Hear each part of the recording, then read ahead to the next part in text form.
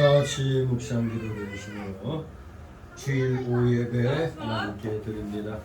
다같이 묵도 드립니다.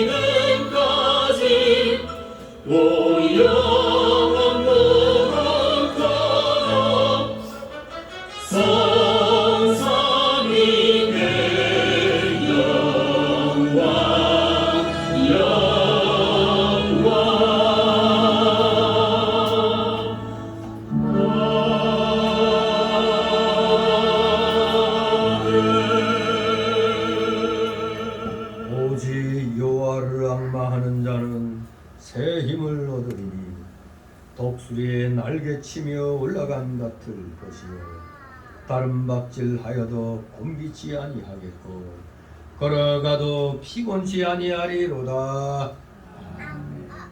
다같이 사도신경으로 신앙고백 하나님께 드립니다.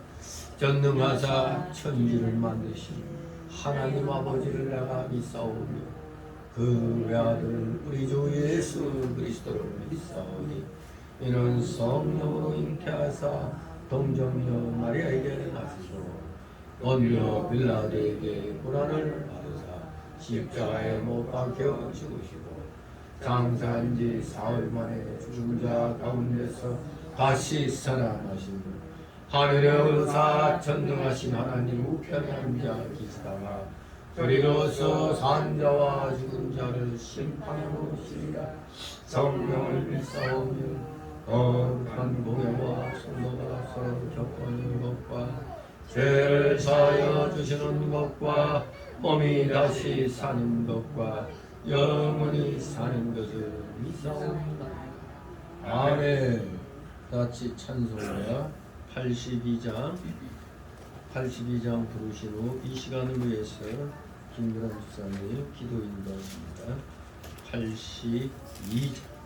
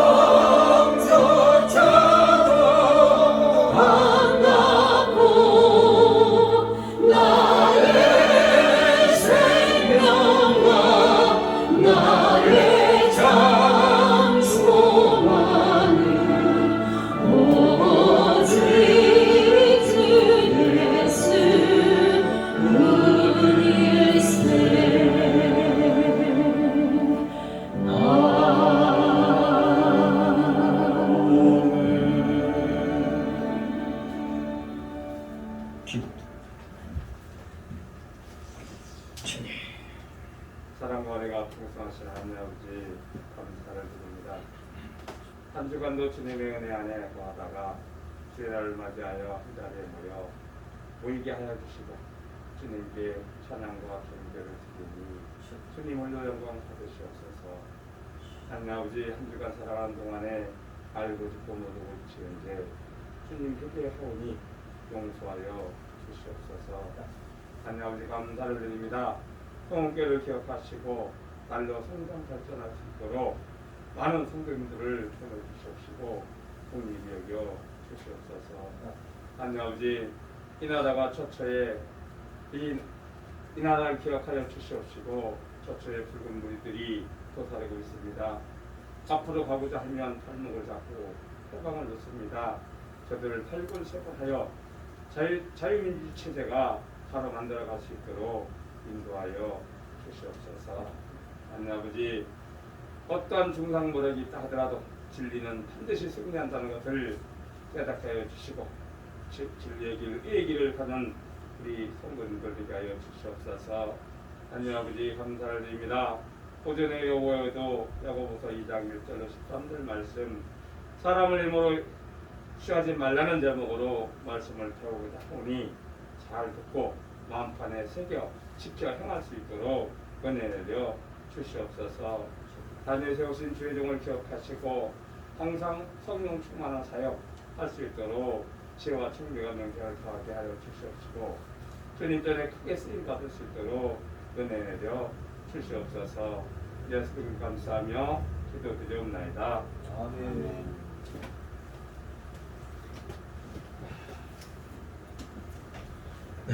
감사합니다.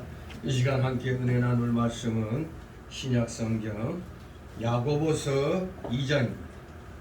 야고보서 2장 1절에서 13절까지의 말씀 우리 교독하도록 합니다. 야고보서 2장 페이지 수로 373쪽 정도 되겠습니다. 신약성경 373쪽 야고보서 2장 1절에서 13절 제가 먼저 읽습니다. 내 형제들아, 영광의 주 곧 우리 주 예수 그리스도를 믿는 믿음을 너희가 받았으니 사람을 외모로 취하지 말라. 만일 너희의 땅에 금각새를 끼고 아름다운 옷을 입은 사람이 들어오고 또 더러운 옷을 입은 가난한 사람이 들어올 때에 너희가 아름다운 옷을 입은 자를 돌아보아 가로되 여기 좋은 자리에 앉으소서 하고 또 가난한 자에게 이르되 너는 거기 섰든지 내 발등상 아래 앉으라 하면 너희끼리 서로 구별하며 악한 생각으로 분란하는 자가 되는 것이 아니냐. 내 사랑하는 형제들아, 들을지어다. 하나님이 세상에 대하여는 가난한 자를 택하사 믿음에 부유하게 하시고 또 자기를 사랑하는 자들에게 약속하신 나라를 유업으로 받게 아니하셨느냐. 너희는 도리어 가난한 자를 발치하였다. 부자는 너희를 약취하며 걱정으로 끌고 가지 아니하느냐. 저희는 너희에게 대하여 일컫는 바 그 아름다운 이름을 회방하지 아니하느냐. 너희가 만일 경외히 기록하며 내 이웃 사랑을 내 몸과 같이 하시는 최고한 법을 위한 나라를 지키거니와 만일 너희가 외모로 사람을 취하면 죄를 짓는 것이니 율법이 너희를 범죄자로 정하리라. 누구든지 오늘 율법을 지키다가 그 하나에 갇히면 모두 범한 자가 아니하니. 간음하지 말라 하시니가 또한 살인하지 말라 하셨은즉 네가 비록 간음하지 아니하여도 살인하면 율법을 범한 자가 되느니라. 너희는 자유의 율법대로 심판을 받을 자처럼 말도 하고 행하기도 하라. 다 같이 긍휼을 행하지 아니하는 자에게는 긍휼 없는 심판이 있으리라. 긍휼은 심판을 이기고 자랑하느니라. 아멘. 네, 오늘 제목은 사람을 외모로 취하지 말라는 제목인데 사실 간단하게 이 제목을 정하면 차별 금지입니다. 차별 금지. 그런데 차별 금지로 하지 않고 사람을 외모로 취하지 말라는 제목으로 주신 것은 차별 금지하니까 오늘날 저 믿지 아니한 자들, 저 악한 자들이 차별 금지법을 가지고 마치 자기들은 굉장히 정의로운 사람들인 거냐 또 이렇게 착각하고 행하는 그것을 또 떠올릴 수도 있고 아 봐라 성경에도 차별을 금지하라고 했는데 왜 차별금지법을 반대하느냐 또 이렇게 또 잘못 오해할 수 있기 때문에 원제목은 차별금지지만 사람을 외모로 취하지 말라고 본문에 나오는 말씀으로 제목을 잡았습니다. 이 야고보서는 한마디로 전체적으로 보면 참된 믿음은 지식과 행동이 일치된 믿음이다. 이런 원칙론적인 진술을 하고 있습니다. 참 믿음은 지식과 행동이 일치된 것이다. 그러면 그 원칙을 생활의 구체적 측면에서 어떻게 적용할 것인가에 대한 설명을 지금 번갈아 진술하는 방법으로 이 야고보 서신을 진행시키고 있습니다. 오늘 이 읽은 부분은 첫 번째로 세상적 기준에서 바로 인간을 차별 대우하지 말라는 겁니다. 쉽게 말하면 차별금지 이게 되겠죠. 우리는 천국 시민이기 때문에 하늘나라 기준으로 인간을 봐야 되는 겁니다. 우리가 차별금지하지 말라는 말을 했을 때는 하늘나라 기준이지 오늘날 이 세상의 인간 기준으로 차별금지가 아닌 것입니다. 인간 기준으로 하는 차별금지법은 완전히 마귀의 법입니다. 하나님의 질서를 무너뜨리는 그런 법이기 때문에 우리가 금지시키는 그 금지법에 찬성할 수가 없는 겁니다. 그러나 하나님 나라 기준으로 볼 때는 당연히 우리가 차별하면 안 되는 것입니다. 그리고 천국에서는 인간을 결코 차별하지 않는다는 것을 기억할 때 이 성경적인 기준으로 볼 때 우리가 하는 차별이 얼마나 가증한 것임을 알 수가 있는 겁니다. 하늘나라 기준으로 봤을 때 얘기입니다. 그러나 지금 이 순간에도 하나님께서 분명히 차별하지 말라고 했는데도 공공연히 자행되는 그런 차별을 많이 보게 됩니다. 궁극적으로는 지금 본문에 나온 대로 부자와 가난한 자에 대한 이 교회에서의 이 차별부터가 이걸 금지시켜야 되는 겁니다. 그래서 예나 지금이나 공공연하게 자행되는 차별을 금지해야 할 구체적인 이유는 첫째 뭐겠습니까? 주님이 차별하지 않았기 때문에 주님께서 차별하지 않았기 때문에 우리는 차별을 하면 안 되는 겁니다. 두 번째로는 가난한 자에게도 하나님께서 은혜를 베푸셨기 때문입니다. 그런데 우리는 자꾸 부자와 가난한 자를 알게 모르게 차별하는 경향이 있는 겁니다. 세 번째로 차별을 금해야 할 구체적인 이유는 차별은 한마디로 이웃사랑의 계명을 어기는 것이기 때문에 그렇습니다. 네 번째로는 차별하는 것 하나님으로부터 심판의 대상이 되는 것이기 때문에 우리는 차별을 금해야 하는 것입니다. 따라서 우리는 하나님에 대한 믿음과 이웃을 대하는 우리의 행동을 분리시켜 생각할 수가 없습니다. 그것은 믿음과 우리의 행동은 요한일서 4장 2절 말씀대로 아주 철저하게 일치하는 겁니다. 우리 보수신앙은 믿음과 행위가 같이 가는 겁니다. 즉 믿음의 교리가 행동과 같이 가는 거예요. 믿음 따로 교리 따로 행동 따로가 아닙니다. 일치하는 겁니다. 자유주의 신학은 교리 따로 행동 따로입니다. 말씀은 그런데 우리 인간 생활의 기준에서는 일종의 상황윤리 이런 식으로 나가는 거죠. 분명히 말합니다. 우리의 지식과 행동이 일치된 것이 바로 참된 믿음이라는 사실. 그래서 오늘날 이 본문에 들어가기 전에 다시 한번 오늘날 이 주장하는 차별금지법 못 모르는 사람들은 아니 너희들 말로는 차별금지하지 말라고 그랬는데 왜 차별금지법을 반대하느냐 이렇게 나오고 있잖아요. 요새 그 차별금지하지 말라는 것은 결과적으로 누구를 위한 거냐? LGBTQ를 위한 겁니다. LGBTQ 그게 뭐냐? L은 레즈비언 여성 동성애자, G는 게이 남성 동성애자, B 바이오섹슈얼 즉 양성애자, T는 트랜스젠더, Q는 퀘스처닝 플러스 퀴어 즉 내가 남자인가 여자인가 헷갈리는 이런 사람도 퀘스처닝이라고 해요. 질문하고 있는 거예요. 거기다 성소수자를 합해가지고 퀴어라고 해요. 퀴어.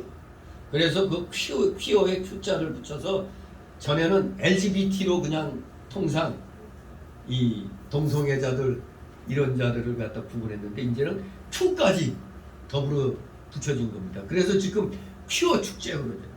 퀴어 축제. 지가 남자인지 여자인지도 구분이 안 가. 성소수자에 해당되는 사람들은 다 퀴어예요. 퀴어. 이자들 뭐 말은 좋아 차별금지법, 차별금지하지 말, 차별금지법을 갖다 주장하는 건 자기들을 위해서입니다. 자기들 위해서. 무슨 우리가 있는지 없는지 구별하지 말라는 거, 그건 맞는 거 아닙니까? 그거 차별하지 말라는 거. 그 인권에 있어서는 여성 남성 다 평등하잖아요. 그 인권에 있어서 차별하지 말라는 얘기지. 무슨 엉뚱하게 성적인 성향을 차별하지 말라. 성적인 성향은 창세기에 하나님이 정해놓으셨습니다. 남자는 남자답게, 여자는 여자답게. 그게 맞는 겁니다. 무슨 놈의 성적 취향에 따라서 오늘은 남자 역할 해볼까? 내일은 여자 역할 해볼까? 그게 아닙니다. 그건 악한 겁니다. 지금 미국에서는 멀쩡한 남자놈이 여자 화장실에 들어가서 깜짝 놀라가지고 그냥 난리치는 게 있는데, 분명히 남자인데 나는 여자야 이렇게. 만약 이게 이렇게 되면 우리나라 목욕탕에서 난리 나겠죠? 어느 날 갑자기 여성 목욕탕에 남자가 쑥 들어와 난리 나는 거죠. 그냥 자기는 여자래, 목은 남자인데. 그거는 하나님의 규칙을 깨는 겁니다. 무슨 그런 동성애자, 성소수자, 여기에는 소아성애자들도 속해요. 애들 데리고 장난치는 놈들. 그리고 시체성애자도 있어요. 이 별의별 그런 것들을 보호하라는 겁니다. 그런 것들은 정신세계가 잘못되어 있기 때문에 고쳐줘야지. 그거는 치료해가지고 고쳐야 되는 거예요. 치료가 가능해요. 왜? 그런 게이로 있다가 거기에서 탈출해가지고 그 세계에서 탈출해서 바르게 돌아온 사람이 책을 낸 게 있어. 그거 보면은 정말로 기가 막혀요. 기가 막혀.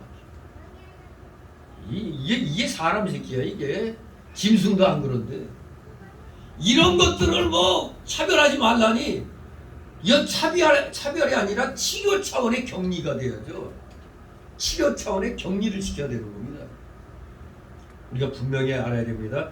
우리가 이걸 오늘 제목을 제가 차별금지 이렇게 해놓으면은 차별금지법에 찬성하는 것 같이 마치 얘기할 수 있기 때문에 여러분에게 정확하게 LGBTQ에 대해서 지금 말씀을 드리고 이제 성경적인 기준의 차별금지를 살펴보도록 합니다. 그래서 오늘 내용을 크게 세 단락으로 나눠봅니다. 내용적으로 1절 4절. 성도는 사람을 차별 대우하면 안 된다는 겁니다. 성도는 사람을 차별 대우하지 말라. 두 번째로 5절 12절.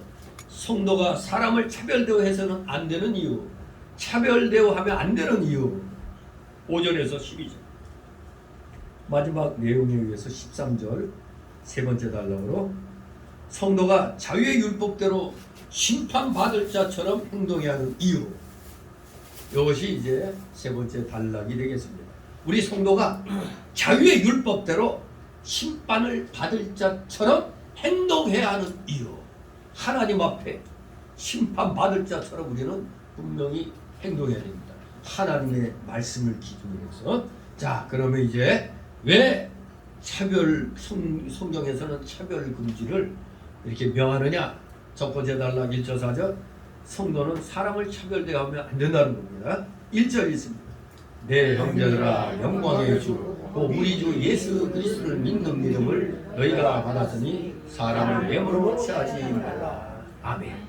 이거 원문을 직역해 보면은, 직역으로 이건 우리 그 영어 성경으로 된 것도 번역한 거가 되는데, 직역을 하면은 히브리어 헬라어로는 내 형제들아, 너희는 사람을 외모로 취하면서 영광의 우리 주 예수 그리스도를 믿는 믿음을 가지지 말라는 겁니다. 사람을 외모로 취하면서 아주 믿음 좋은 것처럼 하지 말라는 겁니다. 영광의 우리 주 예수 그리스도를 믿는 믿음을 가지지 말라는 겁니다. 외식적으로 하면서 무슨 마치 믿음 좋은 것 같이 그렇게 하지 말라는 겁니다. 영광의 우리 주라는 표현은 바로 예수 그리스도의 신성을 증거합니다. 예수님은 하나님이시라는 사실. 바울 사도도 예수님을 고린도전서 2장 8절에 영광의 주라고 증거한 적이 있습니다. 영광 본래 하나님께 속한 속성입니다. 하나님께만 있는 속성이에요.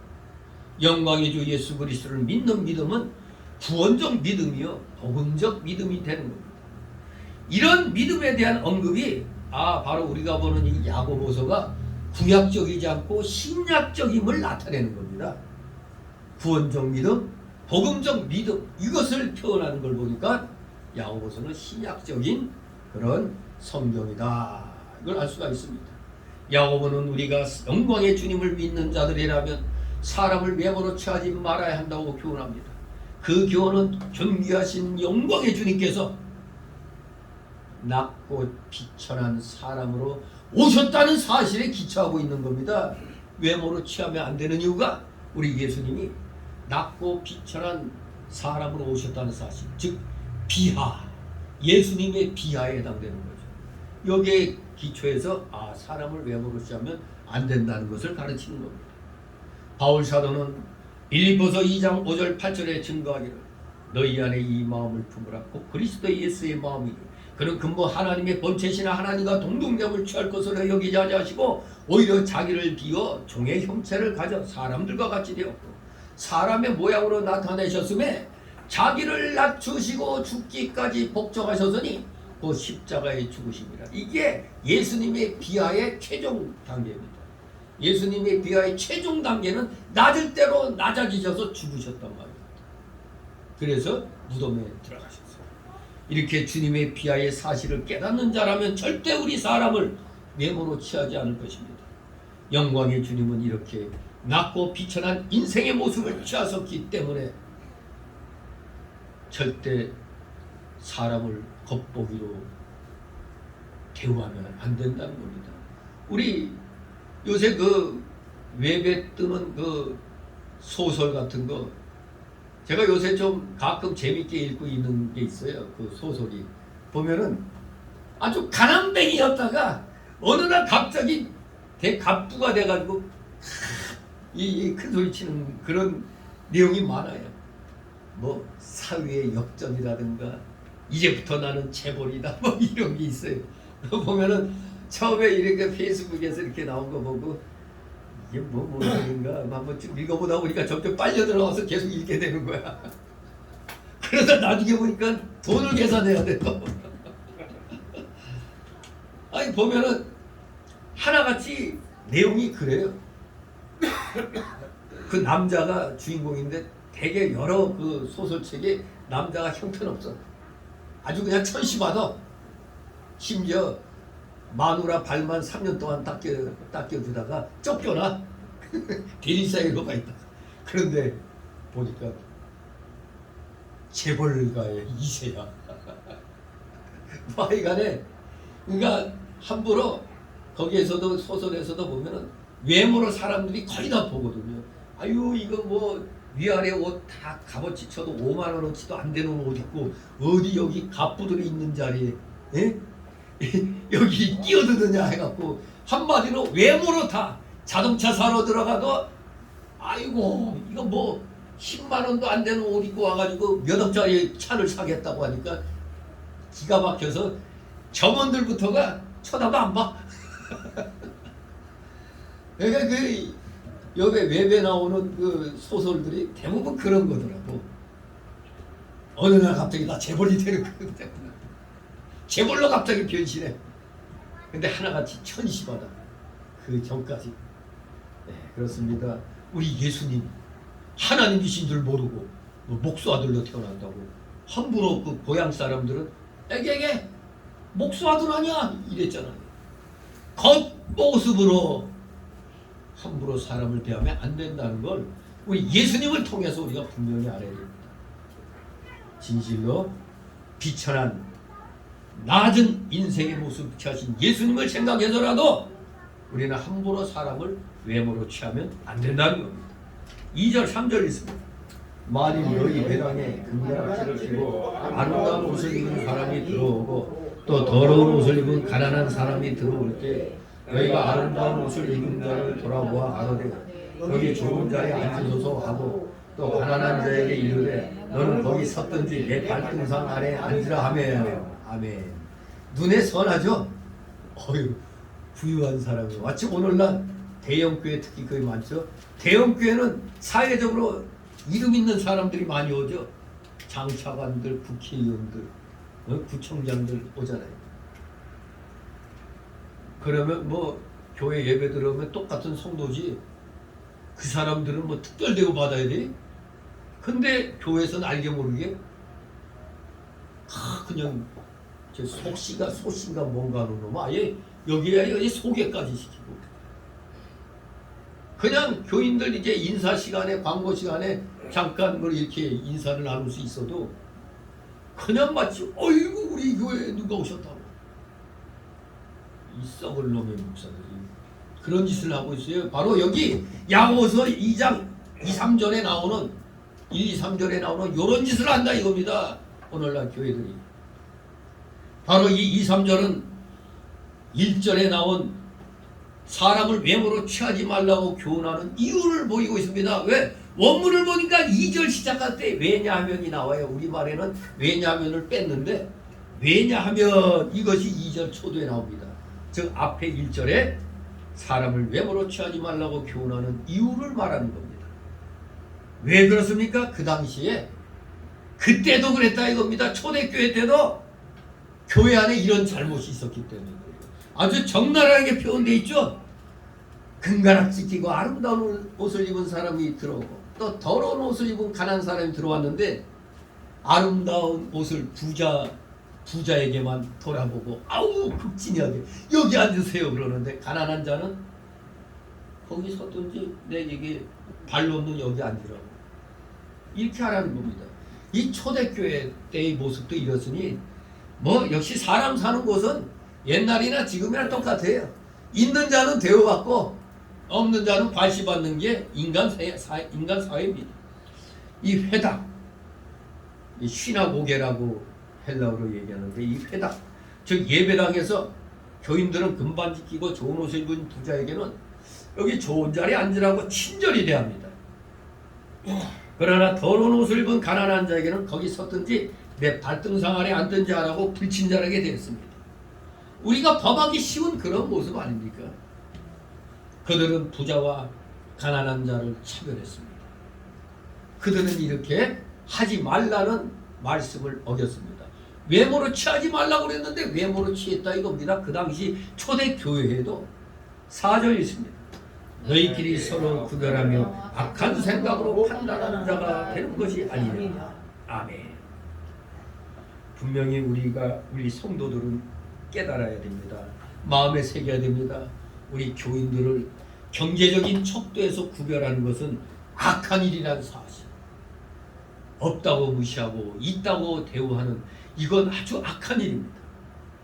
그것은 악한 생각으로 판단하는 일이었습니다. 사람의 소유한 돈의 많고 적음이 그의 인격의 가치를 판단하는 기준이 되어서는 안 되는 겁니다.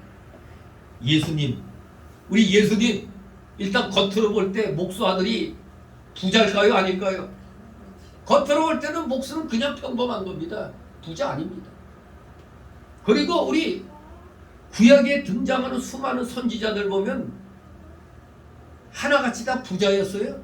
그냥 다 하나같이 일반 평민과 같은 삶을 살았어요. 목축하고 뭐 그냥 평범한 사람들이었어요. 그렇게 뛰어난 부자는 별로 없었습니다.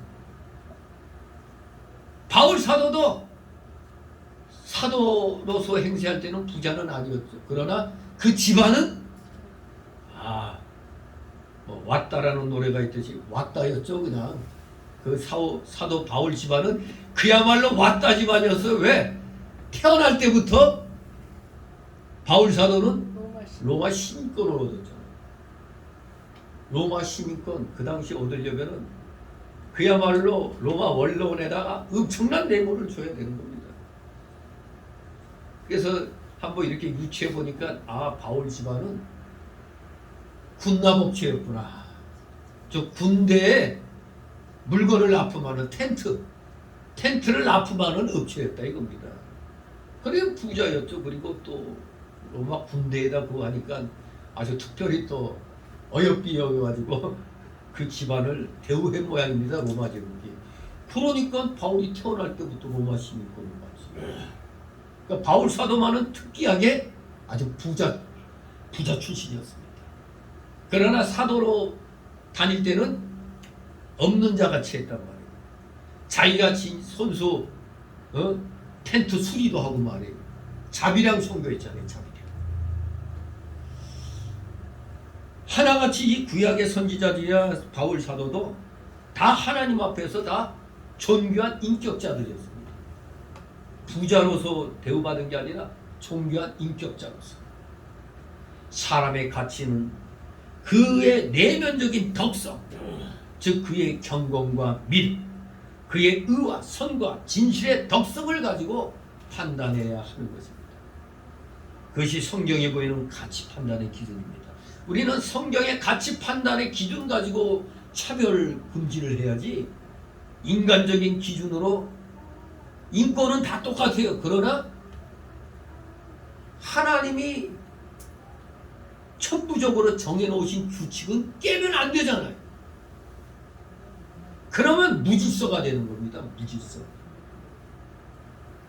남자가 남자다워야지. 남자가 여자로, 여자가 남자. 아니 뭐 이런 말도 안 되는 짓거리를 갖다 용납을 합니까? 이게 말이 안 되는 겁니다.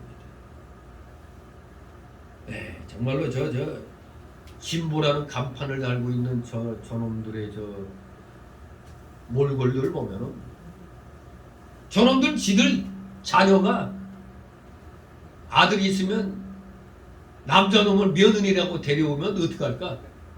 딸이 내 남편이 하고 여자를 데리고 오면은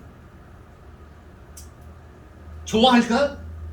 저게 남의 일이니까 저렇게 하는 거지. 지들 가정에 그런 일이 생겨봐요. 길길이 뛰고 난리 날 겁니다. 저것들 아주 위선적인 자들입니다. 마치 그런 사람 성소수자 편을 들어줘가지고 자기들이 뭔가 얻으려고 하는 거죠. 악한 놈들입니다. 세상적인 가치 기준은 상황에 따라 다른 겁니다. 우리는 절대적인 가치를 갖고 있는 성경에서 나타내는 가치 판단을 해야 됩니다. 성경이 말하는 대로 해야 됩니다. 세상은 무지해서 사람의 가치를 잘못 판단한다 할지라도 하나님의 진리를 배운 우리 교인들은, 더구나 성도라는 명칭을 갖고 있는 우리들은 성경적인 바른 판단 기준을 가지고 사람을 볼 수 있어야 되는 겁니다. 그러므로 단순히 사람을 외모로, 즉 그의 소유에 많고 적음을 가지고 판단하는 것은 무지하고 악한 일인 것입니다. 항상 악한 자들은 광명의 천사로 위장하죠. 예? 악한 놈들은 항상 광명의 천사로 위장합니다. 대단히 지금 우리나라도 봐봐요. 저 악한 놈들 마치 굉장한 인권 주장하는 것 같은데 왜 저 우리 북한 동포에 대해서는 한마디 말도 안 해? 저 김정은이 따르는 저자들 왜 북한 동포들을 저렇게 비인간 취급하느냐고 외치면서 여기에서 인권을 따져야 되는데, 여기에서는 아주 칼날같이 인권 얘기하면서 저 빨갱이 새끼들에 대해서는 말 한마디 안 하잖아요. 에이, 쌍욕이 나오려고 하네. 저런 더러운 놈들 저거 아주 구역질 납니다. 한마디로 저 진보라고 말 짓거리는 것들 보면 구역질 나요. 저 무슨 당이지? 진보당인가 뭔 당에 이정미? 뭐 21일 금식을 했대. 근데 여러분 2, 3일만 굶어도 어때요? 눈이 팽하고 그냥 맥이 없는데, 아니 21일간 금식했다면서 이제 20일째 돼서 금식 처리한다고 나섰는데 아주 얼굴 때깔도 좋고, 21일 금식했으면 이 마이크 들 힘도 없을 텐데 그냥 뭐 쌩쌩해. 특별 체질인가? 물만 마신다 그러는데 그 물속에 다 있어요. 또 뭐 했겠지. 옛날에 천성산 그 비구니 그 가짜 도룡뇽 살리겠다고 뭐 100일 금식했대. 우리 목사들 40일 금식할 때는 목숨 걸고 하거든요. 잘못하면 죽거나 평생 후유증 맞아요. 이 40일 금식 잘못하면. 그런데 저 빨갱이 놈들은 아주 금식이 그냥 아주 쉬운가 봐. 참 기가 막히죠. 아무튼 이 세상에 악을 행하는 자들이 하나같이 광명의 천사로 마치 우리 국민들 인권을 위해서 마치 뭘 하는 것처럼 뭐 핵폐수 오염수라고. 어우 참 이 국민들이 바보로 하나? 여기 관악구에는 바보 국민만 모였나? 저 정태훈가 김태훈가 이제 그 프레카드 내렸죠? 아닌가? 붙어있나? 뭐 핵 오염수라고. 저 아주 무식한 놈입니다. 저거 문재인 때 청와대 뭘 했는지 고백으로 나와가지고 국회의원 해먹고 있는데 저 다 부정 선거로 된 놈들이란 말이에요. 저것들. 핵 오염수라니. 오염수를 처리한 물입니다. 처리수예요. 처리수를 방류하는 거예요. 더구나 그것도 동해안하고 맨 저쪽 반대쪽 그쪽에서 그 물이 다시 우리나라 쪽으로 오면 태평양 한 바퀴 돌아가지고 그게 1년이 걸릴지 뭐가 될지 그 후에 우리 동해안 쪽으로 물이 해류 따라 쿠로시오 해류인가? 그 해류를 따라 이렇게 들어오게 돼 있는데 이미 태평양에 다 희석돼 갖고 없어. 그런데 무슨 핵폐수라고 거기에 속아 넘어가는 저 개딸 같은 것들은 개 XX 같은 것들입니다. 저것들은 진짜 이 관악구 국민들이 바본가 봐. 다 그러니 저런 놈을 찍어주지. 한심한 것들입니다 진짜. 그래서 그걸 보기 싫어서 아산으로 옮겼어. 근데 아산에도 보니까 그 개딸 같은 것들이 많아. 아무튼 우리 인간적인 판단 기준으로 함부로 사람을 판단하면 안 됩니다. 되게 거룩한 척하지만 이 광명의 천사로 위장한 놈들이 있다는 거 분명히 기억해야 됩니다. 이걸 분별해내야 돼. 이 분별하도록 지침서 내리는 게 목사들이 해야 되는 겁니다. 근데 목사들부터가 분별을 못하니까 이게 되겠어요. 다시 한번 절대적인 가치 기준은 성경밖에 없는 겁니다. 인간적인 가치 기준은 상황에 따라 바뀌는 겁니다. 그래서 상황윤리라고 얘기하죠. 우리 성도라면 성경을 바르게 알고 있다면 사람을 절대로 외모로 차별대하면 안 된다는 거예요. 두 번째 달라고 5절 12절 성도가 사람을 차별대하면 안 되는 이유가 나옵니다. 5절 6절 있습니다. 내 사랑하는 형제들아 그럴지어다 하나님이 세상에 대하여 가난한 자를 택하사 믿음에 부여하게 하시고 또 자기를 사랑하는 자들에게 약속하신 나라를 영으로 받게 아니하셨느니 너희는 도리어 가난한 자를 관시하였도다. 부자는 너희를 압제하며 법정으로 끌고 가지 아니하느냐. 아멘. 7절에 보면 저희는 너희에게 대하여 일컫는 바 그 아름다운 이름을 해방하지 아니하느냐. 이제 이 5절 이하 내용 우리가 사람을 외모로 취하지 말아야 할 이유를 증거하고 있습니다. 하나씩 들어주고 있습니다. 그 이유는 4가지로 표현되는데 첫째, 우리가 사람을 외모로 취하지 말아야 할 이유 첫째는 하나님께서 오히려 가난한 자들을 택하여 믿음에 부여하게 하시고 천국을 기업으로 주셨기 때문입니다. 하나님은 그렇게 하신 겁니다. 세상에 대하여 가난한 자라는 말 전통 본문에 보니까 세상에 가난한 자들이라는 겁니다. 세상에서 가난하게 사는 자들, 경제적으로 가난한 자들이 사실 다 그런 건 아니지만 일반적으로 하나님과 예수님을 더 잘 믿죠. 즉 믿음 생활 더 잘해요. 일반적입니다. 전체적으로 절대적으로 말하는 거 아니고 경제적으로 가난한 자들이 일반적으로 볼 때 더 믿음 생활을 잘합니다. 그래서 마태복음 19장 28절에 예수님이 뭐라고 그랬어요? 부자가 천국에 들어가기가 어렵다고 말씀했어요. 그러나 가난한 자들의 다수는 하나님과 천국을 부하로 삼아 믿음의 부유한 자들이 되었습니다. 고린도전서 1장 28절에 바울은 하나님께서 세상에 천한 것들과 멸시받는 것들과 없는 것들을 택하사 있는 것들을 폐하셨다 하신 겁니다. 요거 이 고린도전서 1장 28절의 이 확실한 그 증거는 우리나라 대한민국이 건국되기 이전에 일제 치하 이전에 대한제국 이전에 이시조선 말기에서 일어납니다. 서양 선교자들이 와가지고 백정을 전도해서 백정 중에 유명한 의사가 나오고 또 발시받는 기생 중에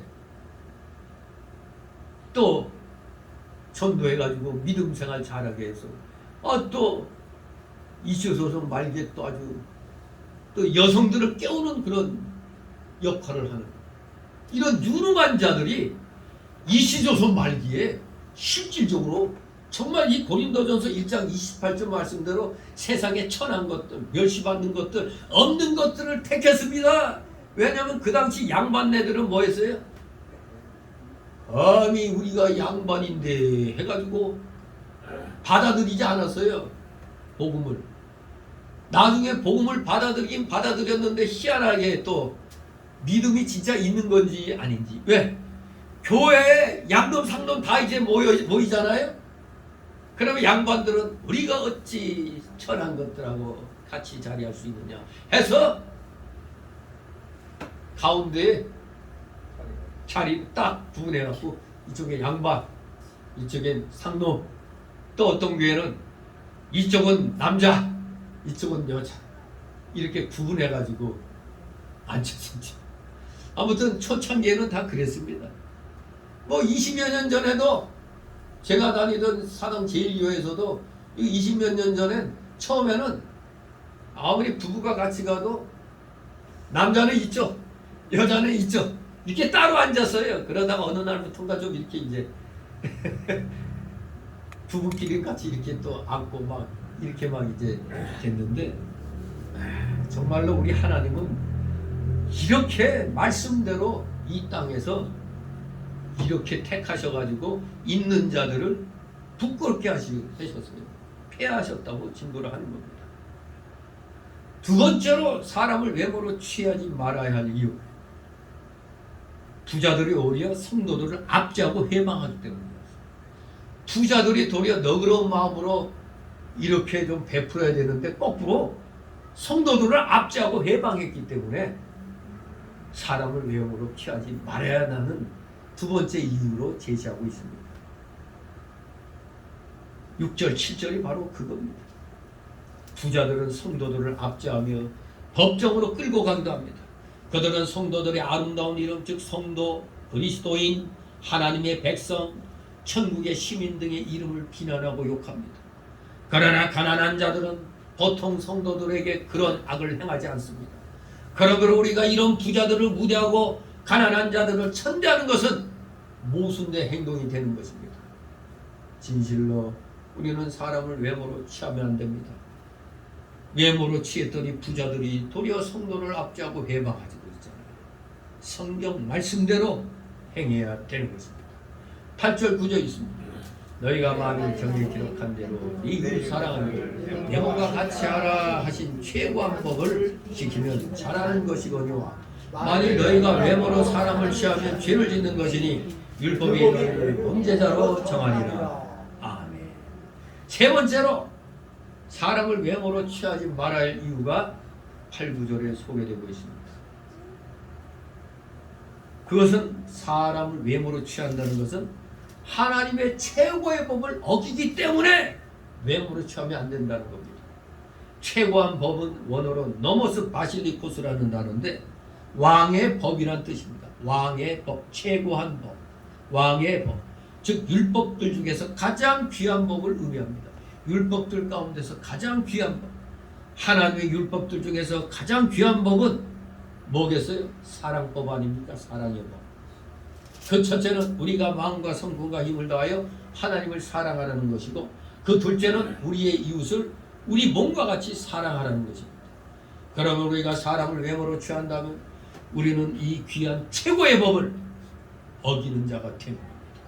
10절 11절 너희는 본 율법을 지키다가 그 하나의 거침에 모든 범한 자가 되는 가늠하지 말라 하시니가 여기 또한 살인하지 말라 하셨으니 네가 비록 가늠하지 아니하여 살인하면 율법을 범한 자가 되는지라. 아멘. 이 10절 시작할 때 원문에 역시 왜냐하면이라는 말이 있어요. 즉 그것은 앞에서 말한 대로 우리가 사람을 외모로 취하면 정죄를 받을 수밖에 없는 그 이유를 보여주고 있습니다. 그 이유는 뭐냐? 정죄를 받을 수밖에 없는 이유는 뭐냐? 우리가 모든 율법을 지키다가 그 하나에만 거친다 하더라도 결코 하나 범한 것 때문에 다 범한 거가 된다는 겁니다. 원문에는 11절의 초도에도 마찬가지로 왜냐하면 말이 있습니다. 그것은 우리가 하나의 율법만 범해도 모두 범한 자가 되는 이유를 나타냅니다. 우리 사람도 우리 경범죄 어떻게 범해가지고 세상 말로 재수 없어서 정가딱지가 붙어서 아무것도 아닌 거야. 벌금형을 받아가지고 전과자 됐어. 그런데 그냥 일반적으로 전과 1범 하니까 살인 강도해가지고 전과 1범 된 놈이나 그냥 경한범 어겨가지고 전과자 된 거나 표면적으로는 다 전과 1범이야. 그러나 내용을 보면은 완전히 구분해야 되는 거죠. 결국엔 그 자그마한 아무것도 아닌 것 같은 법을 범하면서 졸지에 전과자가 된 겁니다. 특히 정치범 중에 그런 자들이 많죠. 억울하게 감옥 갔다 온 사람은 그야말로 그들도 어차피 전과 1범이 되는 건데 그 너무나 억울한 그런 거죠. 그러나 전과 1범 딱지가 붙는 겁니다. 전에는 우리 군대 생활할 때는 군대 영창 가도 빨간 줄이 그어진다고 그랬어요. 그래서 군대 영창 가는 것도 조심했는데 근데 뭐 제대하면 뭐 그거 없애준다는 말이 있긴 있었는데 아마 자대 영창은 아마 빨간 줄을 없앴을 거예요. 내 동기 중에 한 명이 그래가지고 영창 갔다 왔는데 빨간 줄은 뭐 없는 것 같다 그러는데 아마 남한선상 갔다 오면 그거는 뭐 완전히 뭐 중범죄자 취급을 당하는 거예요. 아무튼 우리는 사소한 법을 어겨서도 전과 1범이 되는 겁니다. 다른 죄 하나도 범하지 않고 성실하게 살았는데도 딱지는 흉악범처럼 전과 1범이 되는 겁니다. 마찬가지예요. 우리가 하나의 율법만 보면도 모두 범한 자가 되는 이유 같은 거가 되는 겁니다. 표현이 적절했는지 모릅니다만 좀 부족하지만 아무튼 그렇게 또 생각하면 이해가 되죠. 아무것도 아닌데도 전과 1범이 되어버렸잖아요. 그러니까 일반 사람이 볼 때는 그 사람을 모르면은 야, 저 사람 전과자래. 그러면 뭐예요? 좀 움찔해지잖아요. 저 사람 전과자래. 기껏 경한범 벌금형 받은 것과도 전과자 됐는데 아무것도 아닌 건데도 마치 흉악범 같이 이렇게 여기잖아요. 아무튼 왜 이렇게 되느냐? 하나만 범했는데도 모두 범한 자처럼 취급받느냐? 그 이유는 모든 율법이 다 하나님에 의해 주어졌기 때문입니다. 우리가 율법을 다 잘 지킨다고 했는데 그만 죄를 하나 졌어. 그러면 그 하나 때문에 모두 다 범한 죄처럼 되어지는 겁니다. 그렇기 때문에 우리가 율법의 어느 한 법을 범해도 하나님의 법을 범한 것이 된다는 걸 우리는 기억해야 되겠습니다. 12절 있습니다.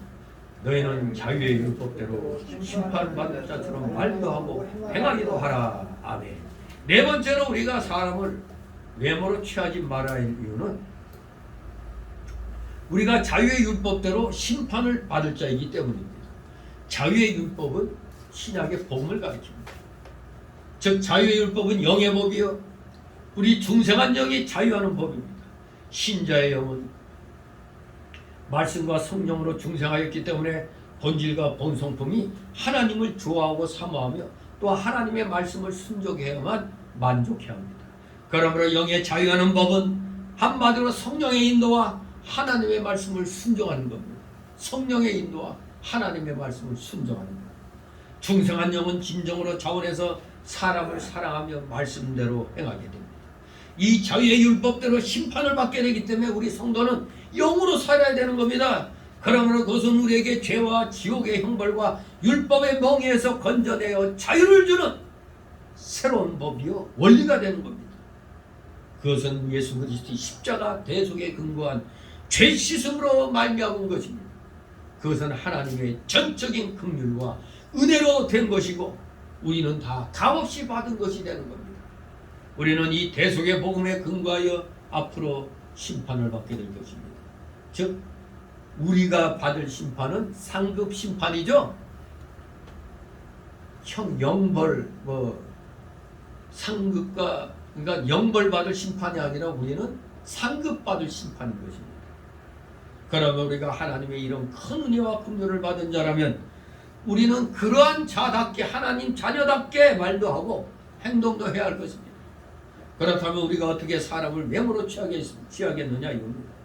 어떻게 가난한 자들을 긍휼한 마음으로 대하지 않고 멸시하고 천대할 수 있겠습니까? 그러나 사기꾼들은 우리가 어떻게 해야 되죠?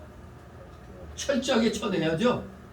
사기꾼은 상대방을 해치는 사람 아닙니까?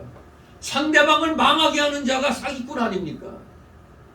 이런 자들은 잘 구분해가지고 내쳐야 되죠. 세상 국가의 법에 위반되지 않는 사건이 사실 도덕법에 위반되는 것이 있어요. 분명히 세상 국가법에 위반 안 돼. 쉽게 말하면 부모 공경하는 것 이거 공경하는지 안 하는지 모르잖아요. 그러나 도덕적으로 볼 땐 본인이 알잖아요. 세상법으로는 구분이 안 돼. 진짜 공경하는지 안 하는지. 그러나 도덕적으로 볼 때는 분명히 위반이 되는 겁니다. 진심으로 부모를 공경하지 않는 것은 도덕법에 다 어긋나는 겁니다. 또 세상 도덕법에 위반되지 않는 것이 율법에 위반되는 게 있어요. 이게 뭐냐? 세상 도덕법에 위반 안 되는데 율법에는 위반돼. 세상 도덕법 바로 주일범하는 거. 세상 도덕법에는 휴일날 쉬는 게 못 돼서. 근데 우리는 쉬더라도 교회 와서 쉬어야죠. 교회에서 영의 법으로 쉬어야지. 육신의 법으로 쉬면 안 되는 거거든요. 그러니까 세상 도덕법에 위반되지 않아요. 그러나 우리 율법에는 위반되는 겁니다. 안식일 범하는 문제 이런 거. 또 율법에 위반되지 않는 것이 자유의 법, 그 영의 법에 위반되는 것이 있습니다. 영의 법에 위반되는 것. 그게 뭘까? 율법에 위반되지 않는데 자유의 법에는 위반된다? 그게 뭔가? 예컨대 사람을 진정으로 사랑하지 않는다. 겉으로만 사랑하는 것처럼 보면 율법에 위반 안 되잖아요. 그런데 가식적으로 하고 있어. 그러니까 자유의 법이 위반되는 거죠. 또 믿음으로 하지 않는 것, 율법으로 봤을 때 믿음 있는 척 하니까. 근데 속으로는 안 해. 이런 게 자유의 법을 어긋나는 거죠. 또 하나님 앞에 연보를 해. 근데 그 사람이 표면적으로 분명히 하니까 율법을 안 범했어. 근데 단마음으로 하느냐? 마지못해 하느냐? 사람들 눈 때문에 하느냐? 이런 게 바로 영의 법에 자유의 법에 위반되는 겁니다. 또 구제를 하는데 건성으로 사람들 눈치 보고 하는 거. 사랑으로 하지 못하는 게 영의 법에 위반되는 겁니다. 구제는 분명히 해. 근데 속에는 그냥 가식적으로, 속에는 사랑이 하나도 없어. 그냥 사람들 보기에 그냥 눈치 보고.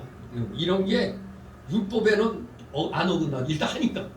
그러나 속으로는 자유의 법에 어긋나고 있는 거예요. 이런 겁니다. 그러므로 이 자유의 율법, 이 영의 법은 십계명과 구약의 모든 율법보다도 더 크고 고상한 것입니다. 믿는 자는 이 자유의 율법대로 심판을 받을 줄 알고 범사를 행해야 되는 겁니다. 마지막 세 번째 달라고 13절, 이제 성도가 자유의 율법대로 심판받을 자처럼 행동해야 하는 이유, 우리가 심판받을 자처럼 행동해야 되는데 그 이유를 13절이 밝히고 있습니다. 13절이 있습니다. 긍휼을 행하지 아니하는 자에는 긍휼 없는 심판이 있으리라. 긍휼은 심판을 이기고 자랑하느니라. 아멘. 바로 이 13절 시작할 때 초두에 왜냐하면은 말이 나옵니다.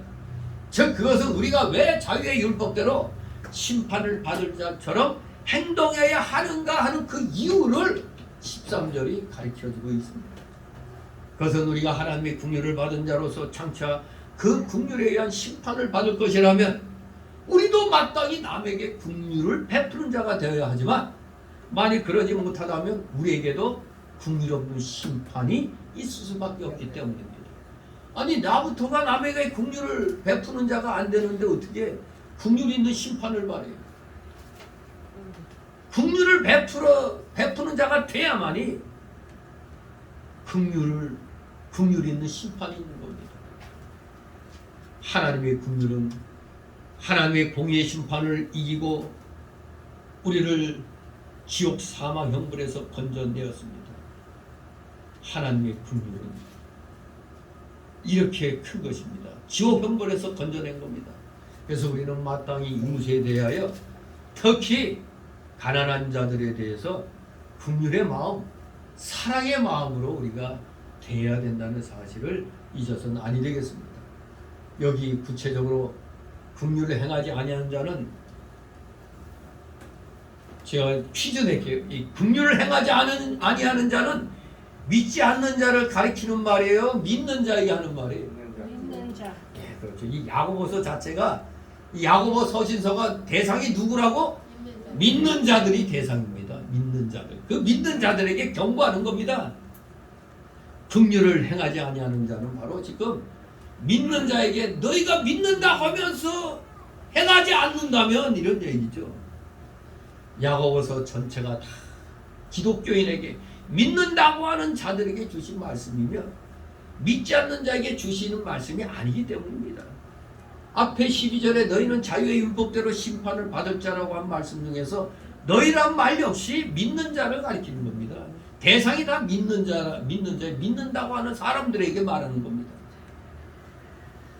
자유의 율법대로 심판받는다는 말과 긍휼 없는 심판을 받는다는 말은 같은 뜻입니다. 12절과 13절에는 지금 같은 말을 계속하는 겁니다. 신자가 긍휼 없이 사람 대하면 마찬가지로 하나님께서도 긍휼 없이 대하는 겁니다. 내가 저 사람에 대하여 긍휼 있게 대하면 내가 하나님께 긍휼 있게 대우받는 겁니다. 이게 쉽게 말하면 뿌린 대로 거두는 겁니다. 사람을 미워하는 마음을 품고서 기도하면 기도가 잘 될까요? 안 될까요? 사람을 미워하는 마음 가지고 기도하면 안 됩니다. 아침에 부부싸움하고 딱 나오면은 그날 기도 순서야. 기도가 잘 될까 안 될까? 기도가 잘 안 되는 겁니다. 이 목사가 부부싸움하고 이 자리에 서면은 말씀을 선포해야 되나 안 해야 되나? 근데 목사는 자기 말을 하는 거라면 그날 안 할 수도 있어요.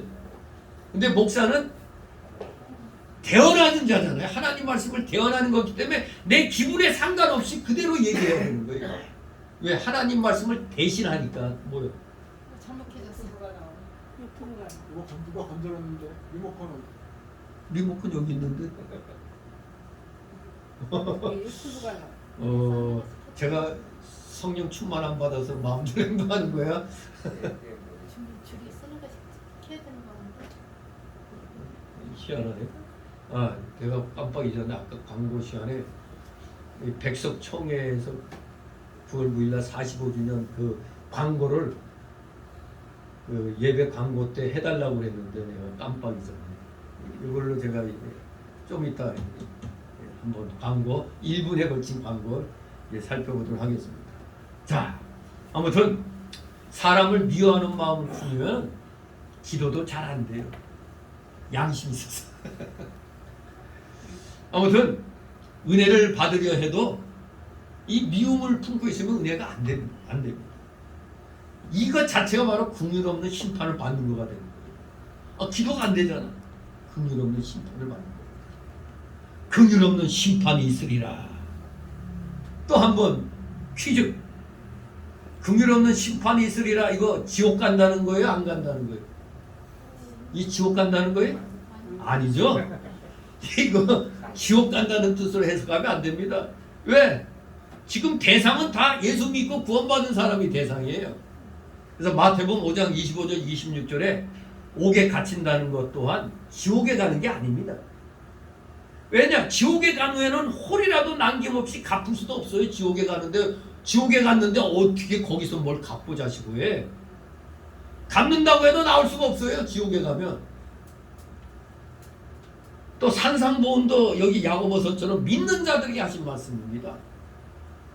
마태복음 18장 23절 35절에 1만 달란트 빚을 탕감받은 자가 자기에게 100다네로연 빚진 동감을 탕감하여 주지 않았기 때문에 왕이 그 말을 듣고 노하여 1만 달란트 탕감해 주었던 사람을 다시 끌어다가 옥에 넣었다고 그랬죠. 지옥에 간 거야 안 간 거야? 이거 역시 옥에 넣었다고 해서 이게 지옥에 간 게 아닙니다. 왜? 이유는 앞에 1만 달란트 빚을 탕감 받았다고 그랬잖아요. 일단 먼저 탕감 받았어요. 그러니까 지옥 간 게 아니고 일종의 우리 독립교회에서는 이걸 성화지옥이라고 얘기하죠. 성화구원에서 이제 실패한 거죠. 그렇게 얘기를 합니다. 구원받은 사람은 지옥에 갈 수가 없잖아요. 하나님은 그렇게 만드셨기 때문에 안 가는 겁니다. 하나님께서 한번 죄 사함 받은 사람을 다시 죄를 범하였다고 하여 지옥에 보내지 않으십니다. 그러므로 이 감옥은 심령의 감옥이 되는 겁니다. 심령의 감옥. 금유로는 심판이 있으리라. 이것이 심령의 감옥에 갇히는 겁니다. 자기 자신이 그런 마음에 심적 고통이 있게 되는 거예요. 예수 믿는 사람들은 양심이 그래도 살아있잖아요. 오늘 본문의 긍휼 없는 심판 또한 심령의 자유가 없고 하나님의 긍휼을 받지 못하는 상태를 가리키는 겁니다. 다른 사람에게 긍휼을 베풀지 않으면 참된 하나님의 긍휼을 받지 못하게 되며 다른 사람에게 긍휼을 베풀어야만 하나님의 참된 긍휼을 받게 되는 겁니다. 하나님의 긍휼을 받아서 사람에게 그 긍휼을 베풀면 자기의 긍휼의 그릇이 커지는 겁니다. 그래서 그 커진 그릇을 가지고 하나님 앞에 나아가면 큰 긍휼을 다시 받게 되는 겁니다. 그 큰 긍휼을 사람들에게 또 나누어지면 긍휼의 그릇은 더욱더 커지는 겁니다. 그 더욱 커진 그릇을 가지고 또 하나님 앞에 나아가면 더 큰 긍휼을 받게 되는 거죠. 그러니까 한마디로 하나님 앞에 은혜 받으면 이 은혜 받은 은혜를 나눠줘야 더욱더 커지는 겁니다. 하나님 앞에 복 받을 그릇이 자꾸 커지는 거예요. 나 혼자 갖고 있으면 점점 작아지는 겁니다. 나누어 줄수록 그릇은 커지는 겁니다. 이렇게 계속해서 반복하면 내 영이 자라고 영의 인격이 자라게 되는 것입니다. 그래서 우리는 베푸는 삶을 살아야 되는 겁니다. 긍휼은 그래서 심판을 이기고 자랑한다고 말씀하는 겁니다. 항상 긍휼을 전유하고 긍휼을 베풀고 긍휼의 길을 걸어가며 하나님 앞에 가책이나 부끄러움이 없어지고 하나님 앞에 책망받을 것이 없습니다. 어떤 어려운 구렁텅이에 빠져도 하나님의 사랑의 손을 붙잡고 올라올 수가 있는 겁니다. 이것이 심판을 이기고 자랑하는 것입니다. 또 사람들이 잘못되었을 때 그들에게 긍휼을 계속 베풀면 그 사람들을 살려낼 수가 있고 건져낼 수가 있는 겁니다. 긍휼을 베푼다는 것 이렇게 중요한 겁니다. 나도 잘 살고 다른 사람도 잘 살게 되는 겁니다. 이것이 바로 긍휼이 심판을 이기고 자랑한 것이 되는 것입니다. 결론적으로 오늘 1절 13절까지의 내용을 한마디로 사람을 외모로 취하지 말라는 교훈입니다. 그 이유는 첫째는 하나님께서 가난한 자를 택하여 믿음에 부여하게 하시고 천국을 지옥으로 주셨기 때문이고, 두 번째 이유는 뭐라고요? 부자가 성도들을 압제하고 회방하기 때문에 사람을 외모로 취하지 말라고 그랬습니다. 세 번째 이유는 사람을 외모로 취하는 것은 이웃을 내 몸과 같이 사랑하는 하나님의 최고의 법을 어기는 죄가 되기 때문에 외모로 취하면 안 된다. 네 번째로 우리는 자유의 법으로 심판을 받을 자답게, 즉 하나님의 크신 긍휼을 입은 자답게 살아야 하기 때문입니다. 그렇습니다. 우리는 결단코 사람을 외모로 취하면 안 됩니다. 우리는 모든 사람에 대해 긍휼과 사랑을 가지고 돼야 돼요. 특히 나보다 가난한 자들에 대해서 그렇게 하고 결코 그들을 멸시하거나 천대하는 어리석은 잘못을 범하는 자들이 되어서는 아니 되겠습니다. 우리 모두 지극히 작은 것에서부터 하나님의 말씀에 순종함으로 우리 모두 복받는 그릇이 더욱더 커져나가는 여러분 되시기를 주님의 이름으로 축원합니다. 기도합니다. 거룩하신 하나님 아버지 감사를 드립니다. 진실로 사랑하시는 자녀들 뿌린 대로 거두리라는 이 하나님의 말씀의 법칙을 잘 기억하여서 우리 열심히 사랑을 뿌리고 긍휼을 뿌려서 진실로 하나님께 사랑받고 긍휼을 받는 진실된 믿음의 자녀들 다 되게 하여 주시옵소서. 감사드리며 예수 그리스도의 이름으로 기도드려옵나이다. 아멘. 같이 찬송가 495 495번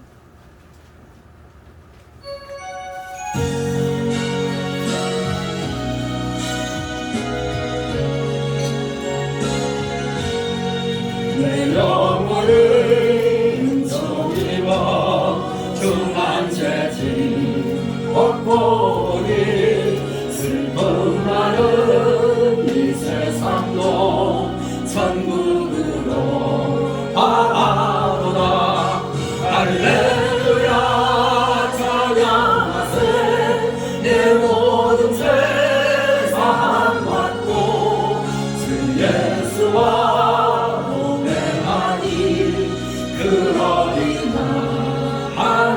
하늘나라 주의 얼굴 뵙기 전에 멀리 돼도 하늘나라 내 마음속에 이루어지니 날로 날로 가깝도다 할렐루야 찬양하세 내 모든 죄 예수와 동행하니 그 어린 날 하늘나라 한풍산이 거친들이 소망이나 꿈거리나 내 주 예수 모신 곳이 그 어린 날 하늘나라 할렐루야 내 모든 죄 사함받고 주 예수와 동행하니 그 어린 날 하늘나라. 아멘. 주기도문으로 마치고 광고 말씀 듣겠습니다. 하늘에 계신 우리 아버지 이름이 거룩하시는 받으시오며 나라의 마옵시며 뜻이 하는 것이 있는 것 같이 땅에서 이루어지 오늘 우리가 주시는 주옵시고 우리가 우리에게 죄짓는 사하는 것 같이 우리 죄를 사하여 주옵시고 시험에 들게 하지 마옵시고 다만 악에서 구하옵소서. 너희의 나라와 권세와 영광이 아버지께 영원히 있사옵나이다. 아멘.